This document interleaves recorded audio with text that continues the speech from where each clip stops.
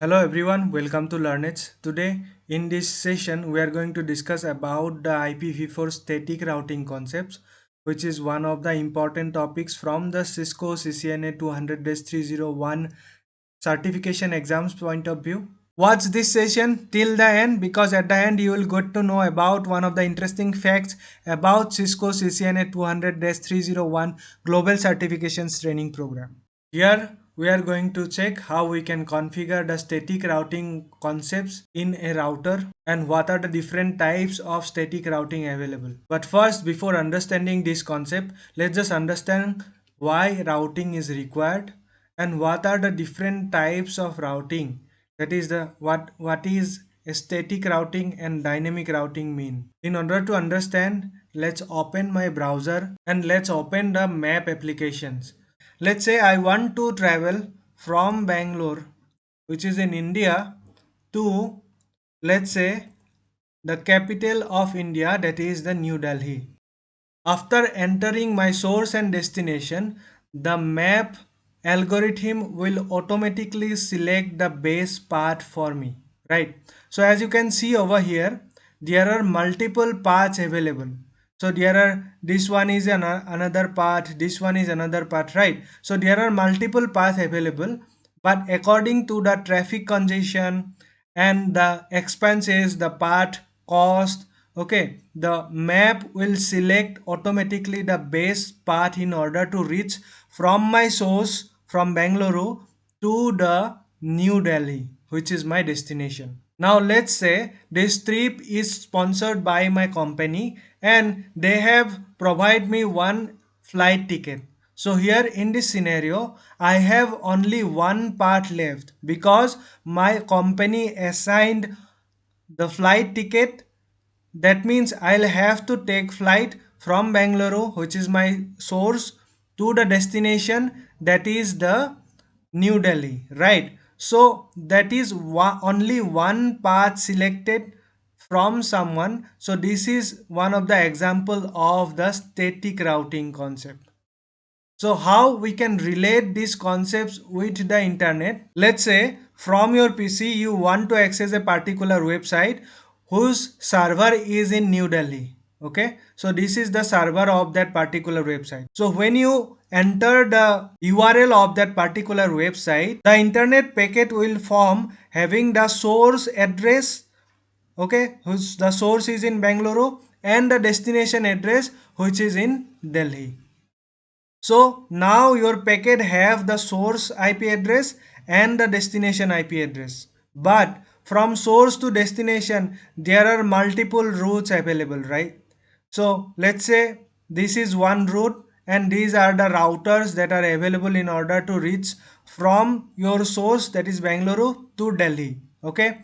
Let's say there are multiple routes, there are multiple routers available, right?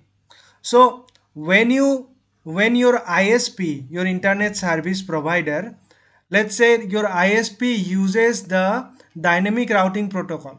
So they use the base routing protocol, base path in order to reach from your source to the destination. So this is dynamic routing. So in dynamic routing, your ISP will select the base path. Okay, so here it is showing that this is the base path. So your packet will travel. Let's consider yourself as a packet. So you will travel like this from this router to this router, from this router to this router. So this is similarly like connecting different roads, different national highways and all in order to reach your destination. So you have reached your destination by using this particular link. Okay. So this might, by using dynamic routing protocol, this might can change in order to, let's say there is a more traffic area. So in that area, maybe it will change from this route to this route, okay, when your packet is traveling. So these things can happen. But in static, let's say your ISP has a specific path in order to reach from Bangalore to Delhi. Okay, let's say whatever the traffic that will come from Bangalore in order to reach to Delhi, your ISP have some specific routers. Okay, it can, like, whatever the traffic it will come. Okay, so in this scenario, the whatever the packets that will try to reach to New Delhi from Bangalore, it will follow only that specific path. So this is called the static routing concepts. Here in this session, we are going to discuss about the static routing concepts and how we can achieve static routing and how we can configure static routing in a router and what are the different types of static routing that is available. So here in this video, we are going to discuss about the static network route concept, or you can say the next hop route concept, and the static default route concept in a enterprise network scenario. Let's say this is your enterprise network where this router is completely dedicated for your head office, and this site 1 and site 2 are two branch office that is available near to your office locations. Okay, so they are directly connected via maybe optical fiber cable, and your head office is connected to the internet, right? So this ISP, they might use different dynamic protocols, dynamic routing concept in order to connect the different route and all, right? But here we are going to check like how our head office can connect to the site 1 and site 2 by using the static routing concept. First, we are going to use the next hop routing concept. In the next hop routing concept, let's say this head office PC, this one try to connect or try to communicate with the PC that is inside 2, let's say this one. Okay, so in next hop, we'll configure the router in such a way that whenever they want to go outside, the router will check the routing table and tell that, okay, in order to reach this site 1 network or site 2 network, you will have to go via this interface. Okay, so we can mention the interface port number also, but which is not reliable, or we can use the IP address that is assigned to that particular address. Now let's understand the static routing scenario over here in this packet tracer software. So let's say this is your head office router and it is connected to the internet via ISP customer edge router, and this is the ISP's network. Here in this session, we are going to discuss about how by using static routing concept, how we can connect the network from head office to our two sites, that is site 1 and the site 2.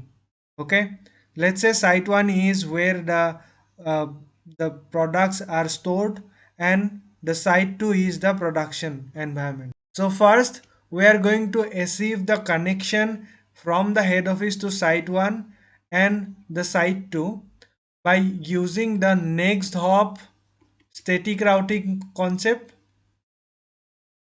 Then I will remove this connection and I will configure the another concept called default static route.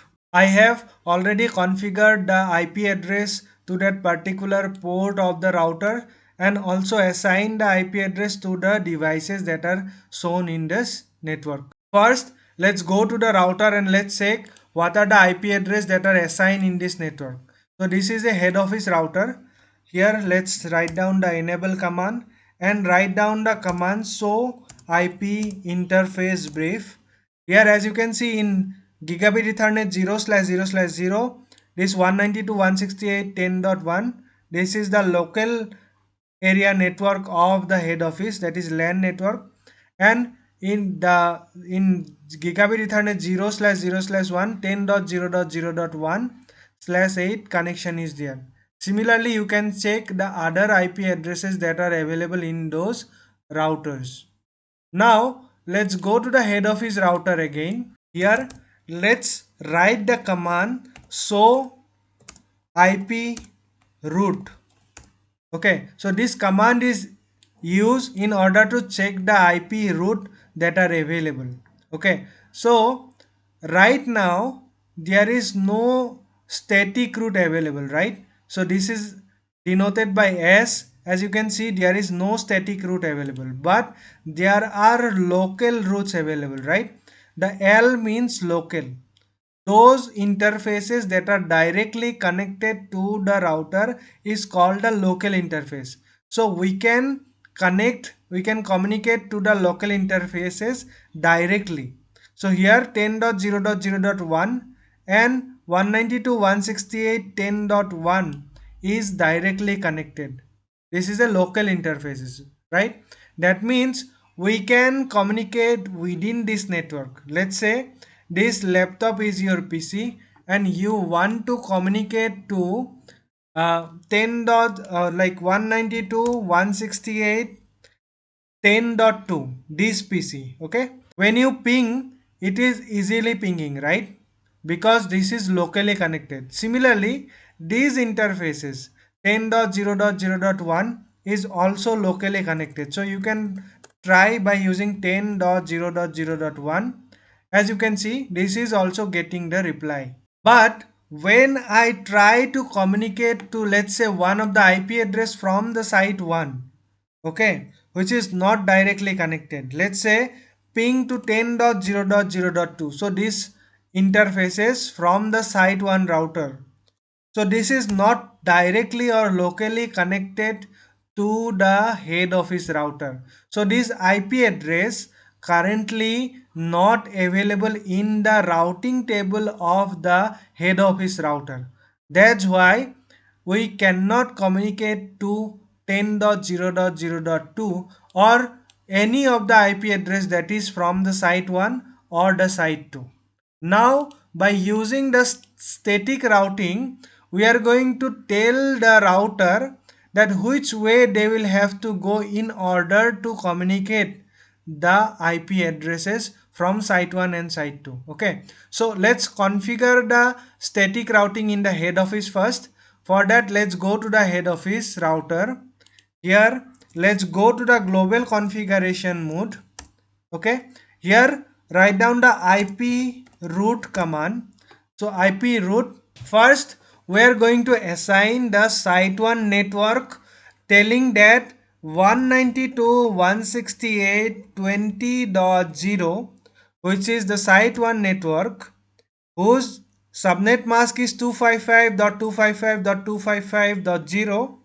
You can go to that particular network by using the next hop interface, that is gigabit ethernet Z0/0/0 Z0/0/0. So we can use the port also, or we can use the IP address that is assigned to the port. So for this home head office router, the next hop IP address will be 10.0.0.2. That means 10.0.0.2.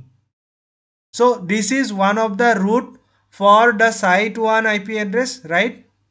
Then there are other networks available, right? For site 2, we have to write down 192.168.30.0. This is the network of site 2 or the production network. Then its subnet mask. Okay, and you can check, like, go to this subnet from this interface. The interface will be, the next hop interface will be same for this head office router. Similarly, the head office router will not recognize this link between site 1 and site 2, right? So we'll have to assign that link also. So we have to write down the IP root command, then 20.0.0.0 network, 255.0.0.0 subnet mask, 10.0.0.2 interface.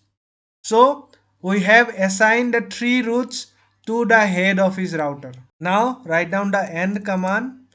You can check the route by using the show IP route command. As you can see, we have three static route. This is one, this is the another one, and this is the another one, right? Whatever it is written like S means the static route. So we have successfully configured the static route over here. So next time when I try to communicate from the head office to either site 1 or site 2, then it will look to the particular routing table and it will send the packet to the next hop, that is 10.0.0.2. Similarly, now let's do the same configuration for this site 1 router and site 2 router. So for this store site 1 router, we'll go to the site 1 router interface, enter the enable command, then go to the global configuration mode.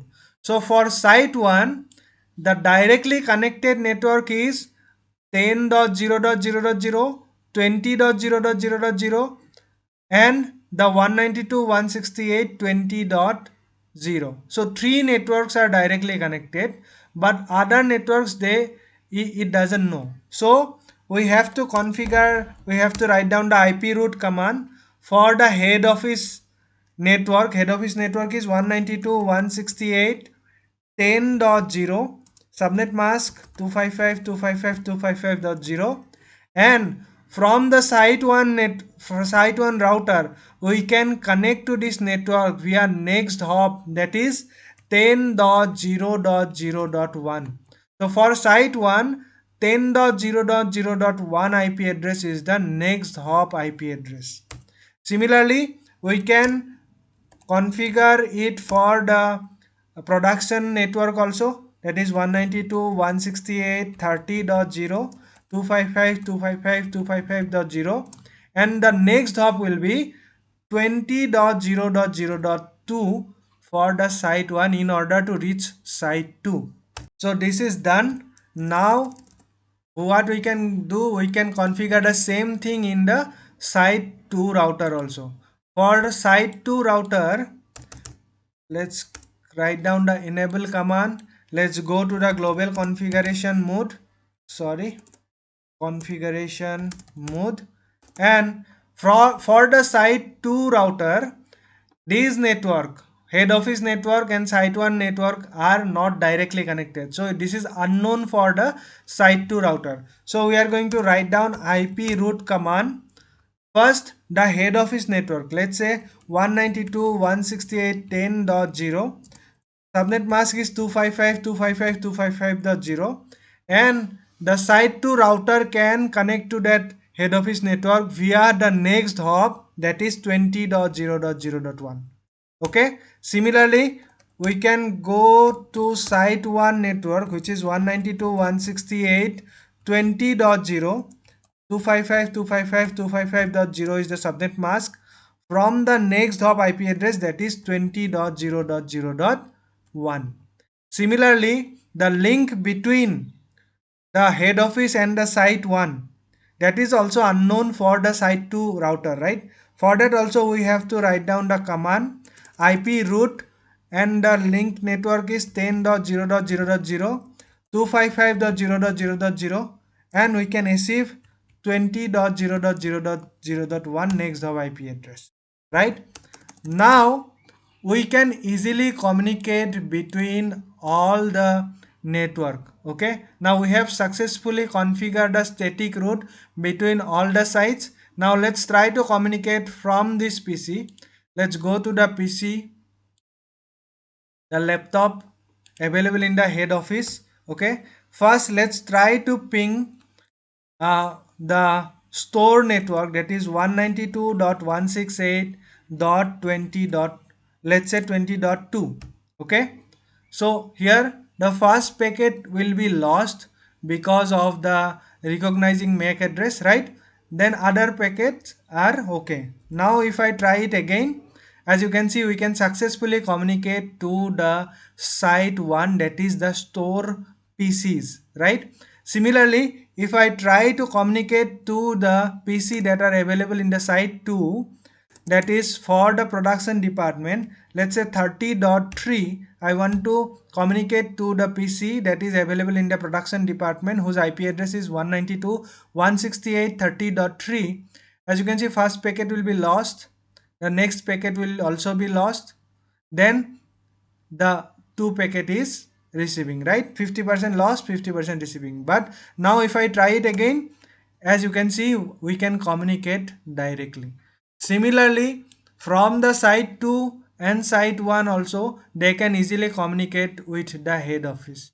let's say from production 192.168.30.4 PC, I want to communicate to the head office, that is 192.168.10.3 laptop. So we can easily communicate with each other. So that's how by using static routing we can communicate. Now we can check the routing table of each of the router. Let's go to the site 1 router, and here let's write down the command, that is show IP route, in order to check the routing table. As you can see over here in the routing table, the static routing table, it is written that in order to reach the 30 network, you have to send a packet to 20.0.0.2 IP address interface. Okay, in order to reach 10.0. like 192.168.10.0 network, then you have to go to the 10.0.0.1 interface. Okay, so this is how the router used to transfer the message by using the next hop logic. Now let's remove the next hop logic and let's configure the default static route configuration. For that, let's go to the router 1, enable, let's go to the global configuration mode. First, we are going to remove the IP route command. Okay, in this particular head office, there are two routes we had defined. That two routes we have to remove. 192.168, one is 20.0, whose subnet mask was 255.255.255.0, right? Another IP route was 192.168.30.0, right? Another IP route we had defined, that is 20.0.0.0, whose subnet mask was 255.0.0.0. So by using no IP route, we can remove those IP routing from the routing table of the router. Similarly, you can check after removing by using the show IP route command. As you can see, whatever the static route was earlier available, it has been removed. Similarly, you can remove the static routing that we had configured into the router that is available in the site 1 and the site 2 also.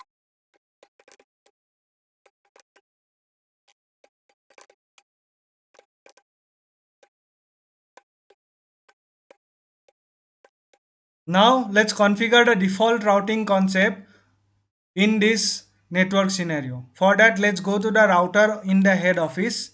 Here, let's write down enable, then let's go to the global configuration command, and here we have to write down one command, that is IP route 0.0.0.0, subnet mask will be 0.0.0.0, and the next hop IP address, that is 10.0.0.2, right? Whenever head office router tries to communicate with other network, then it will use only that 10.0.0.2 interface. So by using the default routing concept, we can just assign the IP address and subnet mask in 0.0.0, saying that whatever the outside network try to communicate via 10.0.0.0, send it to the next default gateway. Okay, so this one command will be enough for the head office. Similarly, let's go to the site 1 router, and here also write down.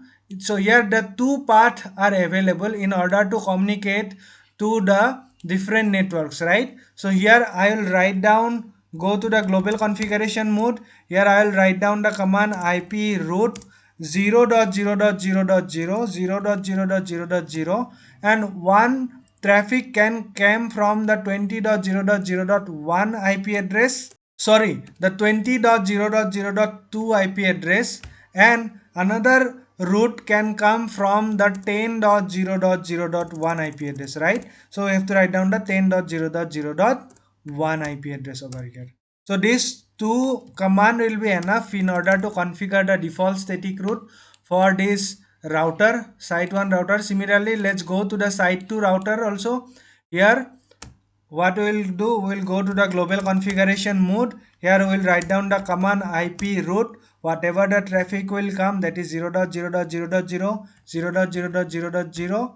Okay, you can come from 20.0.0.1 next hop IP address, right?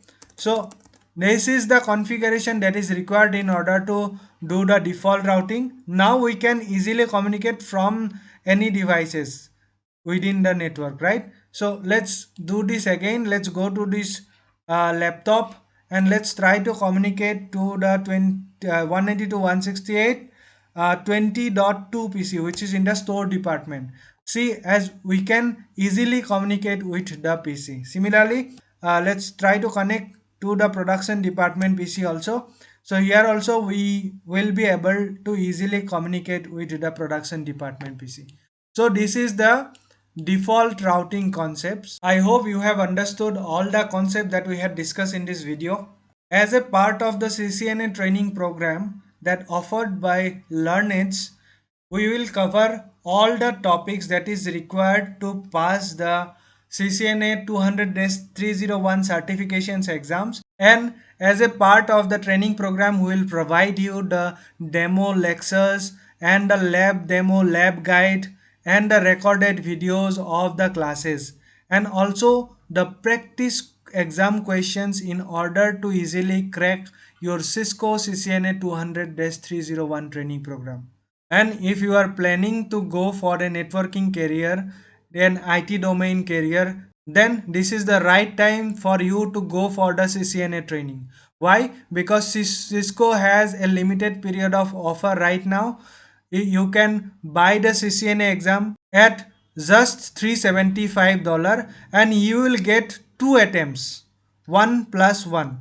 Within the 90 days of period, you will get another free attempt. Even if you fail at the first attempt, you will get another chance in order to clear your Cisco CCNA 200-301 global certifications exam. Generally, the CCNA exam will cost you around $300 of price and you will have only one attempt left. Now you can get two attempts in $375. In order to get the experienced professional training program from the Learnedze, you can contact us at info@learnedze.com. I hope you have understood all the concepts. If you have any question, queries and doubts related to the Cisco CCNA exams or the topics that we have discussed today, you can let me know in the comment sections, and also you can mail us at info@learnedze.com. Thank you for watching the session.